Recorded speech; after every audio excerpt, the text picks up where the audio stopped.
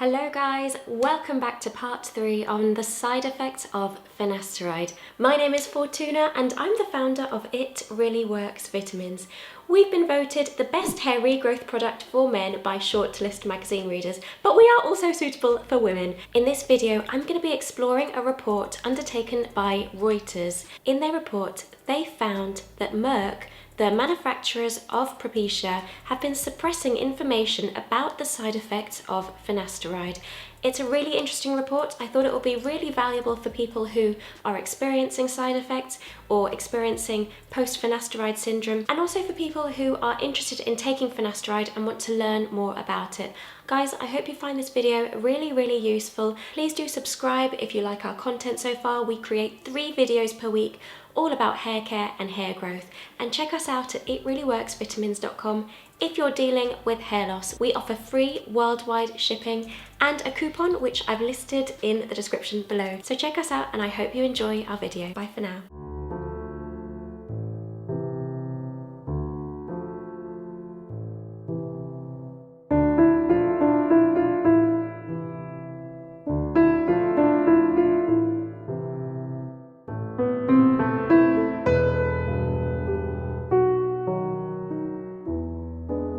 Years before the FDA approved Propecia to treat male pattern baldness, researchers linked doses of finasteride to sexual side effects. According to a 1992 report in the New England Journal of Medicine, researchers found a higher incidence of impotence, ejaculatory disorders, and decreased libido in finasteride users when compared with men who took a placebo. This study was published just 4 months after the FDA approved finasteride under the brand name Proscar to treat enlarged prostates. These side effects weren't given much thought because the men who were participating in the studies already were experiencing enlarged prostates, and so they were more prone to underlying sexual dysfunction. But when Merck introduced Propecia in 1997 to younger men who were much less likely to experience sexual dysfunction, when they began taking finasteride, the concern of potential sexual side effects grew. Following the early drug trials, both Merck and the FDA assured men that the sexual complications would resolve once they stopped taking the drug, but later evidence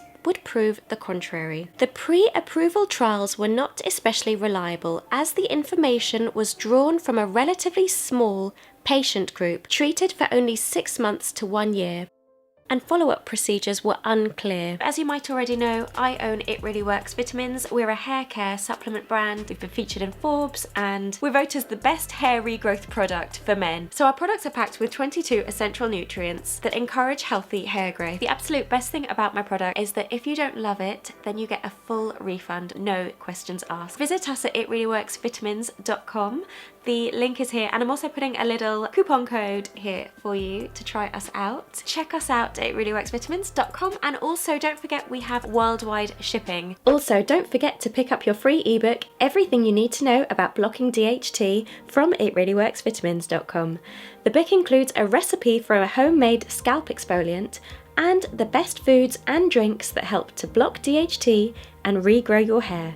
The link is in the description below. More recent investigations show that the drug's sexual side effects can persist after a man stops taking the drug, although it's unclear out of the 5% of people experiencing side effects, how many people will face permanent side effects. A July 2015 study in pharmacology also found increased risk of suicidal thoughts among men taking the medication. In this study, researchers relied on adverse events reported to the FDA. They looked at reports filed between 1998 and 2013. Researchers looked for men who used low doses of finasteride and reported both sexual dysfunction and suicidal ideation. 910 reports. They found 577 patients who reported persistent sexual side effects and 39 men who reported suicidal thoughts. Of the 39 who reported suicidal thoughts, 87.2% also reported sexual dysfunction. 6 of the sexual dysfunction reports included patient deaths. There are more than 1,100 lawsuits filed against the United States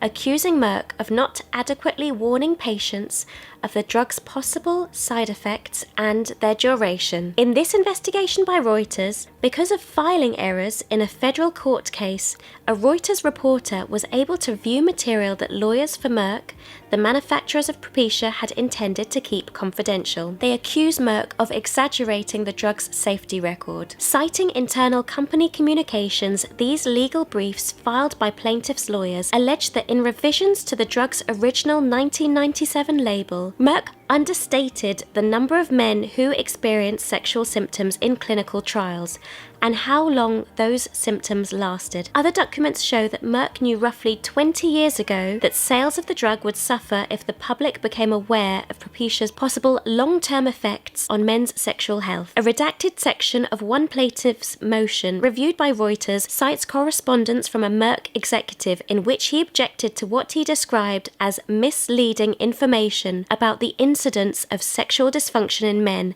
taking Propecia. That information was placed on the drug's label despite his comments, the court said, and it remains there today. I'm putting a link in the description to it. It's extremely distressing, and it also comes from the perspective of the widow of the person who passed away after taking finasteride, who developed suicidal thoughts and depression. If you or anyone you know is experiencing post-finasteride syndrome, there's also a Twitter page, and you can find it using the hashtag #MeTooPropecia. So I've listed some support websites for anyone that you think might find it very useful. There's lots of helpful information and communities of people out there that have been directly affected by the side effects of finasteride, including the families and friends of people who have been taking finasteride. I hope you find this video useful. It's quite serious, and it's a little bit different from most of the other videos that we make, which are a little bit less serious. In general, from all of the data out there, it looks as if the side effects of finasteride are relatively rare. Around 4 to 6% of people will experience side effects. Most of these are reversible, but it's a smaller proportion of people who experience permanent or long-term side effects. From the data out there, it's very difficult to judge how many of the 5% will go on to experience permanent side effects. So it's really important to bear this in mind when finding out more about finasteride and speaking to your hair care doctor. Important to reiterate that when you speak to hair loss specialists, it's important to ask them about the rate of reported side effects that their patients experience, and then you can start to compare this among the various hair loss specialists that you speak to. I think that's probably a really good rule of thumb going forward. If you're interested in taking finasteride, stopping treatment can lead to a reversal of the hair that's grown within the last 12 months. Propecia can also interact with other drugs, so don't forget to tell your doctor about the medications and supplements that you're using. I hope you find this video useful. Feel free to reach out to us on Instagram if you have any questions. We're at itreallyworksvitamins, and also feel free to check us out at itreallyworksvitamins.com. Have a lovely afternoon, evening, or night wherever you are. Please feel free to share this video with anyone who you think might find it handy, and I look forward to seeing you guys next time for another video. We're here on Wednesdays and Sundays. You might have noticed that we used to be here for 3 times a week, but I'm now scheduling forward because I want to be much more organised. I'm really well organised for this channel. I hope you guys find this video useful.